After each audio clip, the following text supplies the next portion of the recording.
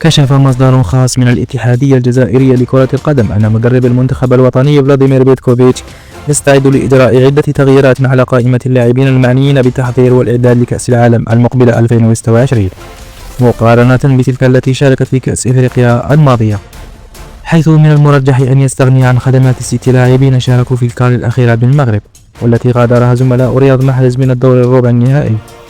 ومن الأسماء المعنية بالخروج من حسابات مدرب المنتخب الوطني حارس نادي كون الفرنسي أنطوني مادريا، والذي لم يقدم الكثير في الكان ولم يكن مقنعا في مباراة غينيا الاستوائية في دور المجموعات.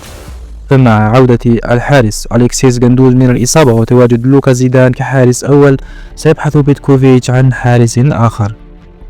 أما اللاعب الثاني فسيكون يوسف عطال، الذي أنهى موسمه بسبب الإصابة الخطيرة التي تعرض لها مع ناديه السد القطري، وعليه فسيعتمد المدرب مكانه على المدافعين رفيق بالغالي وسمير شرقي. كما جاء في ذات المصدر عن غياب لاعبين آخرين من المرجح أن يكونوا خارج حسابات المدرب، وذكر منها لاعب خط الوسط آدم زرقان الذي لم يقدم المستوى المطلوب رغم الفرص الكثيرة التي أتيحت له مع المنتخب.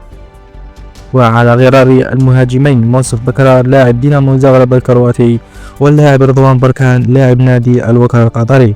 أما المفاجأة الأكبر فستكون استبعاد المهاجم بغداد بنجاح الذي ينشط مع نادي الشمال القطري، والذي من المرجح أن يستغني عنه بيتكوفيتش في المواعيد والمنافسات القادمة، وأبرزها كأس العالم 2026 والتي ستقام بكندا، المكسيك والولايات المتحدة الأمريكية.